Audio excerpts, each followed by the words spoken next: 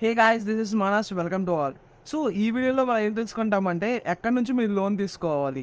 Like మీరు private banks నుంచి తీసుకోవాలా, లేక పబ్లిక్ సెక్టర్ బ్యాంక్ నుంచి తీసుకోవాలా, లేక థర్డ్ పార్టీ దగ్గర నుంచి తీసుకోవాలా అనేది ఈ వీడియోలో మీకు చెప్తా అనమాట. సో మీ దగ్గర కొలాటరల్లా, నాన్ కొలాటరల్లా, లేకపోతే ఇంట్రెస్ట్ రేట్లు ఇవన్నీ డౌట్స్ ఉంటాయి కదా. సో వాటన్నిటికీ ఈ వీడియో అనేది మీకు పర్ఫెక్ట్ ప్లేస్ అనమాట. So thank you guys. So ఇంకా వీడియోలోకి వెళ్ళే ముందు ఒక చిన్న రిమైండర్ అనమాట. మన ఛానల్కి వ్యూస్ అయితే బాగానే వస్తున్నాయి, కానీ సబ్స్క్రైబర్స్ అయితే రావట్లేదు అనమాట. మీరు కనుక సబ్స్క్రైబ్ చేసినట్లయితే నాకు మరింత మోటివేషన్గా ఉంటుంది, లైక్ ఇంకా మరింత కంటెంట్తో మీ ముందుకు రావడానికి. సో అంతే guys, thank you all, please do subscribe. So ఇంకా వీడియోలోకి వస్తే చాలామంది నన్ను అడిగే క్వశ్చన్ ఏంటంటే, బ్రో లోన్ అనేది ఎక్కడి నుంచి తీసుకోవాలనేది. నేను ఫస్ట్ చాలా సింపుల్గా చెప్తాను అనమాట. నేను ఇప్పుడు దాకా చాలా బ్యాంక్స్ తిరిగా, చాలా థర్డ్ పార్టీస్ దగ్గరికి వెళ్ళా. సో అన్నీ కలిపి ఈ ఇన్ఫర్మేషన్ అనేది నా ఎక్స్పీరియన్స్ వీడియో అనమాట. ఇప్పుడు దాకా సింపుల్గా చెప్పాలంటే నేను మీ స్థానంలో ఉంటే ఏం చేస్తాను. ఫస్ట్ ఆఫ్ ఆల్ నేను డిసైడ్ అయిపోతాను అనమాట, కొలాటరల్ లోన్కి వెళ్ళాలా, నాన్ కొలాటరల్ లోన్కి వెళ్ళాలా అని. కొలాటరల్ లోన్కి వెళ్ళాలి అంటే కొన్ని ఫిక్స్డ్ బ్యాంక్స్ ఉంటాయి కదా, అంటే నేషనల్ బ్యాంక్ లైక్ ఎస్బీఐ కానీ, ఐసిఐసిఐ కానీ అలాంటివి అనమాట. సో వాటన్నిటిలోని పెద్ద ఫరక్ ఏం పడదు, అన్నింటిలో దగ్గర 0.2 0.3 ఇంట్రెస్ట్ పడుతుంది అనమాట. సో మీకు ఏ బ్యాంక్లో తెలిసిన వాళ్ళు ఉండడం కానీ, కంఫర్టబుల్గా ఉందా కానీ, అదే ఇంకా ప్రీవియస్ నుంచి మీరు అకౌంట్ మెయింటైన్ చేస్తారు కదా. సో అలాంటి వాటిలో మీరు వెళ్ళిపోండి అనమాట. కొలాటరల్ అయితే అండ్ నాన్ కొలాటరల్ తీసుకుందాం. నెక్స్ట్ నాన్ కొలాటరల్ తీసుకున్నట్లయితే ఇక్కడ మీరు నాన్ కొలాటరల్ తీసుకున్నట్లయితే ఇక మీకు యూనివర్సిటీ ర్యాంకింగ్ అనేది డస్ మ్యాటర్ అనమాట. కొన్ని బ్యాంక్స్లో ఎలా అంటే ప్రీమియం యూనివర్సిటీస్లో మీకు సీటా, లేకపోతే మామూలు యూనివర్సిటీలో సీట్ అని అడుగుతున్నారు. సో ప్రీమియం యూనివర్సిటీలో సీట్ అంటే కొన్ని బ్యాంక్స్ అయితే టాప్ 50 అంటే, కొన్ని బ్యాంక్స్ టాప్ 150 అంటే అలా అలా అనమాట. అంటే యూఎస్ ర్యాంక్ వైజ్ చూస్తాయి, కొన్నిసార్లు వరల్డ్ ర్యాంకింగ్స్ చూస్తాయి. అలా వాళ్ళ దగ్గర కొన్ని మెట్రిక్స్ లాగా ఉంటాయి అనమాట. సో అలా చూసుకుంటాయి. సో ప్రీమియం యూనివర్సిటీలో మీకు కనుక వచ్చినట్లయితే మీకు దాదాపు ఇంట్రెస్ట్ రేట్ అనేది 1 to 1.5 ఆర్ 1.8 ఆ రేంజ్లో పర్సంటేజ్ తగ్గుద్ది అనమాట ఇంట్రెస్ట్ రేట్ అనేది. బట్ నార్మల్గా చూసుకున్నట్లయితే మీకు అంత ఏం ఫరక్ పడదు, ఎక్కడ తీసుకున్నా సేమ్ సిమిలర్ అనమాట నాన్ కొలాటరల్ అనేది.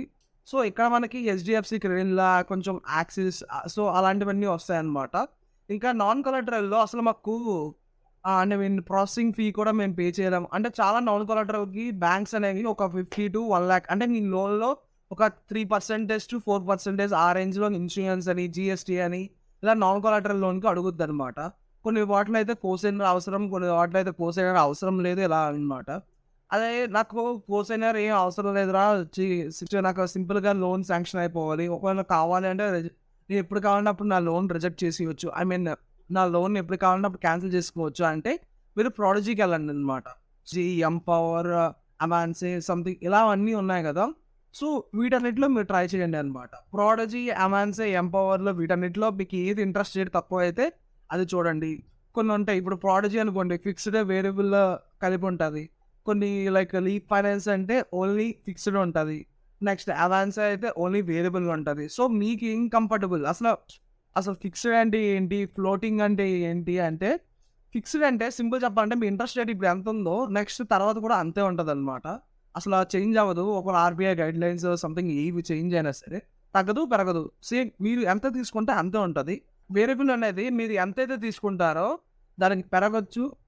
నాకు తెలిసి మ్యాక్సిమం తగ్గదు కదా బ్రో, ఏ బ్యాంక్ తగ్గిస్తే చెప్పండి మీరు లోన్ తీసుకుంటే. సో అందుకని మ్యాక్సిమం పెరిగే ఛాన్స్ ఉంది, కానీ తగ్గే ఛాన్స్ అయితే లేదనమాట వేరియబుల్. మీకు ఫిక్స్డ్ ఎక్కడైనా వచ్చినట్టయితే కళ్ళు మూసుకొని ఫిక్స్డ్కి వెళ్ళిపోండి.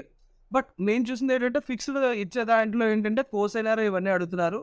అండ్ అందులోనూ కూడా కోసైనర్ అనేది వాళ్ళకి 20,000 to 25,000 అనేది పర్ మంత్ మినిమం రావాలంట. సో 20,000 to 25,000 వచ్చి నెక్స్ట్ కోసైనర్గా పెట్టి ఇవన్నీ కంట, ఒకవేళ మాకు అలా లేదు అని అంటే ప్రాడజీకి వెళ్ళిపోండి. కొంచెం ఇంట్రెస్ట్ రేట్ అయినా సరే స్పీడ్గా వస్తుంది, మంచిగా శాంక్షన్ చేస్తారు. నెక్స్ట్ అవసరం దానికంటే ఇంకా ఎక్కువ శాంక్షన్ చేస్తారు సింపుల్గా చెప్పాలంటే ప్రాడజీలో అయితే. సో ఇవన్నీ బాగానే ఉంది. నెక్స్ట్ ఇప్పుడు కొంచెం ఇన్సైడర్ పాయింట్స్లా మీకు చెప్తాను అనమాట.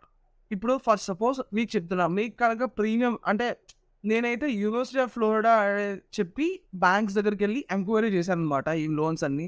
సో నేను యూనివర్సిటీ ఆఫ్ ఫ్లోరిడాకి మ్యాక్సిమం ఫిక్స్ అయిపోయాను కాబట్టి. సో మిగతా యూనివర్సిటీస్ అయితే నాకు అంత ఐడియా లేదు, అంటే ప్రీమియము నాన్ ప్రీమియం దానికైతే. అంటే నాన్ ప్రీమియం వాటికి అయితే మ్యాక్సిమం సిమిలర్గా ఉంటాయి, కొంచెం అటు ఇటు లైక్ మ్యాక్సిమం 0.5% అటు ఇటు తేడాగా ఉంటాయి, కానీ మిగతావన్నీ సిమిలర్గా ఉంటాయి అనమాట. సో నేను ప్రీమియం యూనివర్సిటీ అనమాట, యూనివర్సిటీ ఆఫ్ ఫ్లోరిడా. సో నేను బ్యాంక్స్‌కెళ్ళి అడిగేవాడిననమాట. ఏంటి సంగతులు ఏంటి అని అంటే, ఫస్ట్ ఆఫ్ ఆల్ నేను ఇండియన్ బ్యాంక్‌కెళ్ళి అడిగాననమాట. సో వాడేమన్నాడు, అది నేషనల్ బ్యాంక్ కాబట్టి, కొలాటరల్‌గా ఉండాలి. మీది మంచి యూనివర్సిటీ కాబట్టి నేను లోన్ అనేది 9.8-10.5 వరకు ఇస్తానని చెప్పాడనమాట. అరే! 9.8-10.5 అని అనిపించిందనమాట. మరి అంత అదా అని చెప్పి. With collateral అన్నాడాడు. నెక్స్ట్ ఏంటి అంటే నేను యూనియన్ బ్యాంక్‌కెళ్ళి అడిగాననమాట. యూనియన్ బ్యాంక్ వాడు ఏమన్నాడంటే వితౌట్ కొలాటరల్ నేను మీకు 9.8కే లోన్ శాంక్షన్ చేస్తా అన్నాడనమాట. సో అది కూడా యూనియన్ బ్యాంక్ కూడా like one of the national bank, మంచిగా రెప్యుటేషన్ అంతా బానే ఉంది. వాడు కూడా 9.8 అంటే కొంచెం బానే అనిపించిందనమాట. సరే మీరు కొలాటరల్ ఎంత ఇస్తారంటే 9.1కి అలాగ ఇస్తాం. ఇన్‌ఫాక్ట్ మీకు నాన్ కొలాటరల్ అదే లాస్ట్ డిసెంబర్‌లో తీసుకున్నట్లయితే 9.2కే వచ్చేది. But due to RBI guidelines ఇప్పుడు 9.8 అయిపోయింది అని అన్నాడనమాట. నెక్స్ట్ ఇప్పుడు నేను లీడ్ ఫైనాన్స్‌కెళ్ళి అడిగాననమాట. ఇప్పుడు థర్డ్ దాంట్లో. అంటే లైక్ థర్డ్ పార్టీ వాటిలో నేను లీడ్ ఫైనాన్స్‌కెళ్ళి అడిగితే, ఎందుకంటే వాడు కొంచెం ఫిక్స్‌డ్ ఉండే అంతా బానే ఉంది. మీకు 3 డేస్‌లో శాంక్షన్ చేస్తా అని చెప్పాడు. బట్ ఏంటి అంటే కోసైనర్ కావాలి. అండ్ కోసైనర్‌కి మినిమమ్ 25,000 ఆర్ 20,000 అలా ఉండాలి. నెక్స్ట్ అగ్రికల్చర్ ల్యాండ్స్ కానీ, అలాంటివి మీరు చూపించగలరా అని చెప్పాడనమాట. సో అలాంటివన్నీ చూపించగలిగితే నేను కొలాటరల్‌కి వెళ్ళేవాడిని గానీ, నాన్ కొలాటరల్‌కి ఎందుకు వెళ్ళేవాడిని అని డౌట్ వచ్చిందనమాట. బట్ మీకు కనుక ఓకే లైక్ 25,000-30,000 అలా ఉంది మీ పేరెంట్స్ ఇన్‌కమ్ అంటే లైక్ వెళ్ళొచ్చు అనమాట. బట్ ఇక్కడ ఉన్న నెగెటివ్ పాయింట్ ఏంటి అంటే వాడు డాలర్స్‌లో ఏస్తాడు. మనం అప్పు కూడా డాలర్స్‌లో తెచ్చాలనమాట. నెక్స్ట్ ఇప్పుడు నాకు అదే డౌట్ అనమాట. ఒక్కొక్కసారి ఇది అడ్వాంటేజ్ లాగా అనిపిస్తుంది. ఒక్కొక్కసారి డిసడ్వాంటేజ్ లాగా ఉంటది. సపోజ్ ఇప్పుడు మనం డాలర్స్‌లో తీసుకొని మళ్ళీ డాలర్స్‌లోనే పే చేయాలి అంటే మనకి డిసడ్వాంటేజ్ ఎలా అంటే, ఫర్ సపోజ్ రూపీస్‌లో మనం ఇప్పుడు ₹82 ఎంతో ఉంది. దాన్ని తీసుకున్నాం. రూపీస్‌లో లోన్ తీసుకున్నాం. రేపు పొద్దున్న మనం లోన్ తీర్చే టైంకి అది ₹92, ₹93 అయిందనుకోండి ఒక డాలర్ అనేది. ఒక్కొక్క డాలర్‌కి మనం ₹10 ఎక్స్‌ట్రా అనేది సేవ్ అవుతుందనమాట. అలా తీసుకుంటే మనకు లోన్ అనేది ఒక 3-4 లాక్స్ తక్కువలో మనం కట్టేస్తున్నాం అనమాట లోన్. అంటే సంథింగ్ మీరు ఇంట్రెస్ట్ అన్నీ కలిపి ఓ 30 లాక్స్ తీసుకుంటే ఇంట్రెస్ట్ అన్నీ కలిపి 45 అయిందనుకోండి. మీరు 41, 40లో కట్టేస్తారనమాట లోన్. అలా అనమాట. ఒకవేళ మీరు రూపీస్‌లో కాకుండా డాలర్స్‌లో తీసుకున్నారనుకో పెద్ద ఫరక్ పడదనమాట. లైక్ ఆ డబ్బు అంటే ఉన్న డబ్బులకి కడతారు అంతే. పెద్ద మీకు అది లాస్ అని చెప్పను. బట్ రూపీస్‌లో తీసుకొని అలాగంటే అలా అని చెప్తున్నాననమాట. రూపీస్‌లో తీసుకొని ఒక రూపీ వాల్యూ ఆహ్, రోజు రోజుకి పడిపోతుంది కాబట్టి మీకు ప్రాఫిట్ అయ్యే ఛాన్స్ ఉంది. ఇంకో ఛాన్స్ కూడా ఉంది భయ్యో! రూపీ వాల్యూ ఇప్పుడు ఎలా అంటే అందరూ ఇంతకుముందు ఎలా ఉండేదంటే డాలర్‌కి అందరూ స్టాండర్డైజ్డ్‌గా వాడేవారు ఇంటర్నేషనల్ ట్రాన్సాక్షన్స్ అన్ని. ఇప్పుడేంటి ఇండియా అనౌన్స్ చేసింది, చైనా అనౌన్స్ చేసింది, రష్యా నెక్స్ట్ ఇండియాలో ఉన్న కొన్ని రీజియన్స్‌లో ఉన్నవన్నీ అంటే ఇండియాకి దగ్గరలో ఉన్న కొన్ని కంట్రీస్ అన్నీ, నెక్స్ట్ ఏషియాలో కొన్ని కంట్రీస్ కెన్యా అలాంటివన్నీ ఏ కంట్రీ కరెన్సీ అనేది ఆ కంట్రీ అనేది ఇంటర్నేషనల్ ట్రాన్సాక్షన్ వాడుతదని చెప్పింది. దాన్ని బట్టి చూస్తే డాలర్ వాల్యూ తగ్గుతూ ఉంటదనమాట. డాలర్ వాల్యూ తగ్గుతూ ఉంటే ఇండియన్ రూపీ వాల్యూ పెరుగుద్ది. అప్పుడు మనకు 70లోనే 60లో వచ్చిందనుకోండి. మీరు లోన్ 80లో తీసుకొని ఇప్పుడు డబ్బులనేది 70లోనే, 80లోనే వచ్చిందనుకోండి. అక్కడ మీకు డిసడ్వాంటేజ్ ఉంటది కదా!